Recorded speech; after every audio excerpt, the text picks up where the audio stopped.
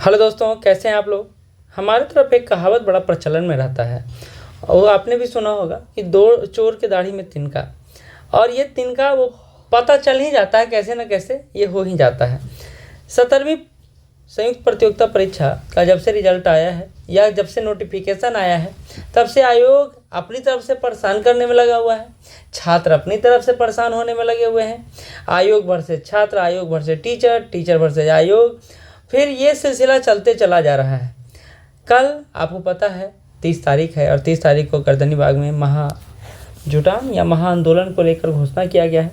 सारे बच्चे अपने स्तर पर तैयारी कर रहे हैं, लेकिन आयोग अपनी तरफ से खेल खेलने में लगा हुआ है।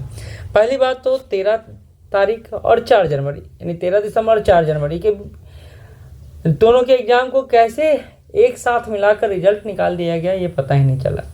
पता चलना भी चाहिए था, क्योंकि स्टूडेंट को ये दिख रहा है कि एक तरफ 6% रिजल्ट हो रहा है, एक तरफ 20% के आसपास रिजल्ट हो रहा है।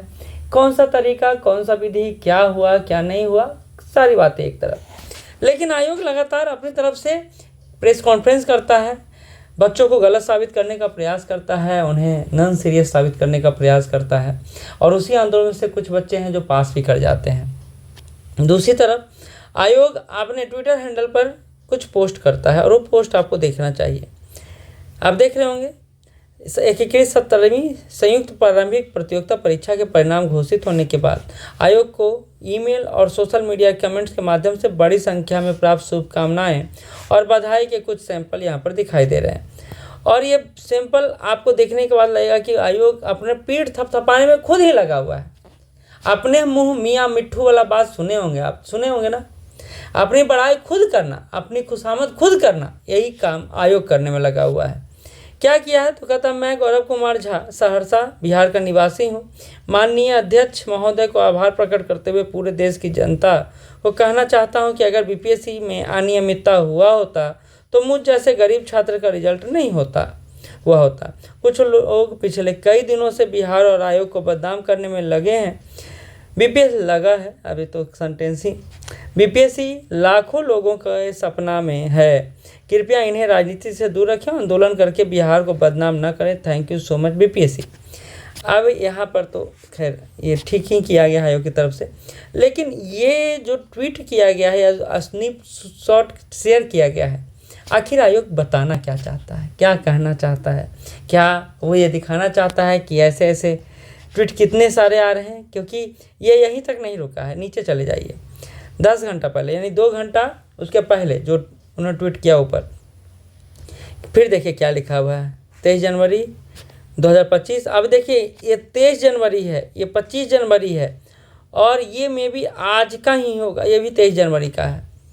अब 23 जनवरी और आज हो गया 29 जनवरी, 6 दिन के बाद आयोग को ये ट्वीट दिखता है। तो ऐसा ट्वीट अगर ये आयोग दिखा रहा है तो बताइए उस तरह का ट्वीट जिसको मैं बता नहीं सकता हूँ कितना गया होगा। खोज खोज के आयोग अपनी तरफ से बच्चों का जो प्रशंसा, एक आधो को जो बच्चों ने प्रशंसा किया है वो दिखा रहा है, तो फिर सारे ट्वीट को, सारे ईमेल को दिखा देना चाहिए, है ना। क्या कहता है, बहुत बहुत धन्यवाद माननीय अध्यक्ष महोदय और पूरी बीपीएससी के टीम का इतना कम समय में रिजल्ट प्रकाशित करने के लिए। सभी आंदोलनकारी के मुंह पे तमाचा है ये कट ऑफ, इस कट ऑफ से ही पारदर्शिता का पता चलता है। खैर ये तो मैं भी मानूंगा कि कट ऑफ सही में एक तमाचा है, लेकिन ये भी आयोग की तरफ से ही जो बोला गया था एग्ज़ाम कंट्रोलर की तरफ से कि भैया 85 से 90 या फिर 105 से 110 भी जा सकता है, तो इसमें कट ऑफ को लेकर तो कभी आंदोलन शुरू ही नहीं हुआ था। सत्याग्रह का यह मूवमेंट कट ऑफ को लेकर था ही नहीं। आपको याद नहीं हो तो यह 2 दिसंबर से शुरू हुआ, फिर 6 दिसंबर, फिर 18, फिर आपका 29, और ये फिर अभी चल रहा है जो चल रहा है, आपके सामने चीज़ें हैं। तो ऐसा नहीं है कि कट ऑफ को लेकर कुछ बातें था, लेकिन चलिए ठीक है। अब एक और है, आई अंजलि, ठीक है, an aspirant of BPSC Bihar public service commission want to request to on behalf of 21,000 aspirants that there should be no re-examination for 70 BPSC because we have worked very hard, even sacrificed our sleep to have our roll number in the PDF. Being a girl, I have time limitation and social pressure. I am working very hard to fulfill my dreams, and it is only purpose of my life. Please conduct the mains exam as it's scheduled. Thank you. तो ये कुछ tweet हैं जो आयोग की तरफ से अपनी तरफ से डाला गया है। क्यों डाला गया है, कैसे डाला गया है, ये बताने और समझाने का आपको ज़रूरत नहीं है, क्योंकि बौद्धिक स्तर पर आप भी ये समझ रहे होंगे कि आयोग अपनी तरफ से भी खेल खेल रहा है और बच्चे अपनी तरफ से भी प्रेशर गेम कर रहे हैं। अब ये जो कम्युनिकेशन हो रहा है सोशल मीडिया के माध्यम से, वो 31 तारीख को सुनवाई होना है, 31 जनवरी को। कल काउंटर एफिडेविट फाइल करने का वक्त दिया गया है सरकार को भी, आयोग को भी। क्या होता है ये आगे आने वाला समय बताएगा, लेकिन एक बात तो स्पष्ट है, जो दिख रहा है वो सामने है कि आयोग भी कहीं ना कहीं से तिल मिलाया हुआ तो ज़रूर है। मतलब सब कुछ सही नहीं है, ऐसा मैं कह दूँ तो गलत नहीं होगा।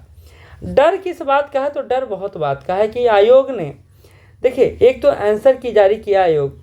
आंसर की जारी करने के बाद आप एक चीज़ नोटिस किए होंगे कि कई सारे प्रश्नों के उत्तर गलत दिए गए।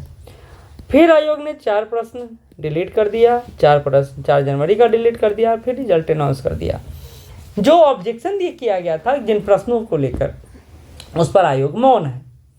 कुछ लड़कों का कहना है, और ये आप भी देख सुन रहे होंगे, कि मेरा तो जो 4 नंबर जोड़ के कट ऑफ के पार चला गया मेरा नंबर, लेकिन मेरा अभी तक रिजल्ट नहीं आया है। अब इस पर आयोग का क्या कहना होगा, वो उमर सीट भी आयोग को मेल किए हैं। अब आयोग इस पर क्या कहेगा, क्या करेगा, वो तो आयोग को पता होगा, लेकिन हड़बड़ी में गड़बड़ी तो ज़रूर हो गया है और ये आयोग को पता भी चल रहा है। लेकिन दुविधा ये है कि किस बात को लेकर वो आयोग सब बच्चों को क्या कहे क्या ना कहे, ये एक दुविधा की स्थिति बनी हुई है। दूसरी बात, अभी आयोग कोर्ट में क्या कहेगा, और बात ये भी है कि नॉर्मलाइजेशन लागू ना करने को लेकर आयोग नोटिफिकेशन निकाल चुका है।